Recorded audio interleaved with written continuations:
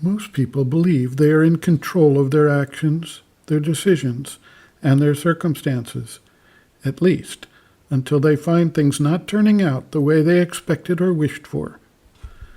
When an individual takes up the spiritual path consciously, he begins to examine this assumption.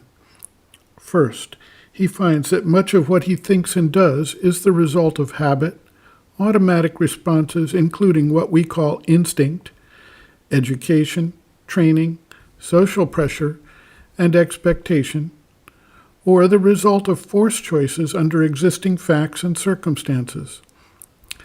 Then he finds that in his aspiration to carry out the spiritual quest, he brings in his mental being to try to develop some rules for living and acting that align with the spiritual intention. Thus, a mental framework is built which dictates what he should think, what he should do, how he should act, and how respond to circumstances.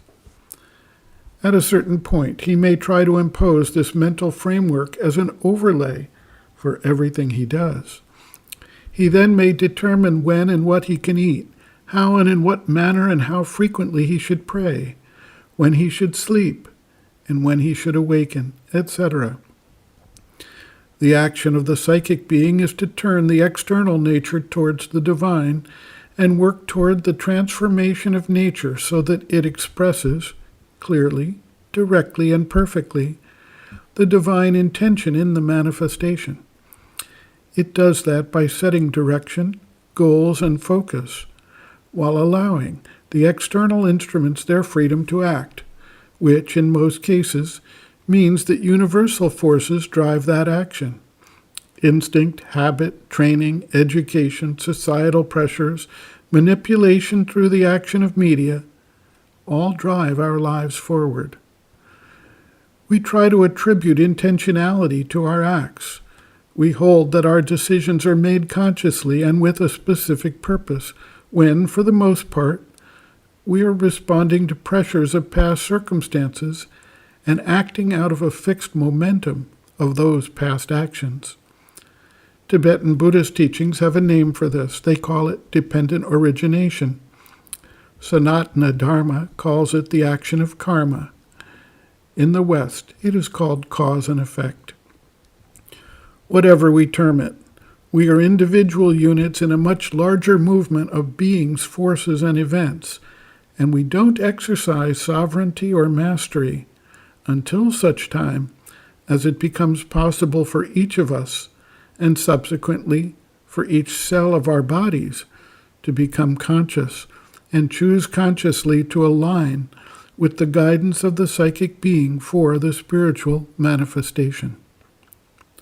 The Mother writes, quote, "It is as when you push your fist into a heap of iron filings or sawdust. All the infinitesimal little elements of the iron filings or sawdust are organized to take on the form of your fist, but they do not do this either deliberately or consciously.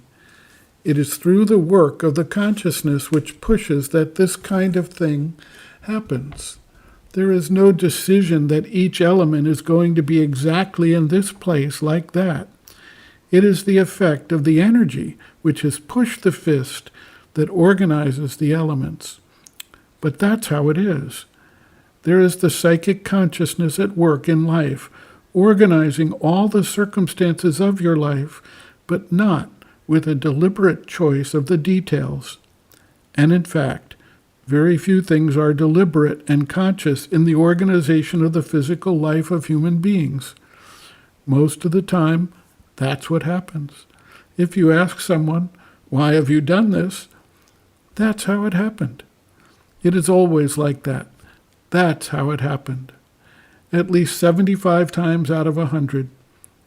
Only, one is so used to going, moving, and doing things like that one doesn't even notice it. But if one begins to observe himself, he sees that it is true. There are very few things which were the result of a clear and willed decision. Very few. Only what one considers important things. And even here, there is a wide margin. The amount of inconscience that's mixed with the physical consciousness is tremendous. But because we're used to it, we do not notice it. But as soon as you begin to analyze, look, study, you are terrified. How many times you are just faced with a question? You see, you do things automatically, by habit, perhaps sometimes by choice, sometimes. But suddenly you find yourself facing an absolutely insignificant detail. Should I do this, or should I do that? Simply this, you can take very small things like you are in the course of eating and you ask yourself, should I continue eating or should I stop? How many times can you take a motivated and conscious decision and you suddenly realize, why, I know nothing about it, and I don't know, I can do this, I can do that, I can do that, and that, but what will choose in me? Unless you have mental constructions. But then if you have mental constructions ruling your life, you don't even ask yourself these questions. You live like an automaton in a habitual routine you have made for yourself. But it's not just once. It happens 1,000 times daily. End quote.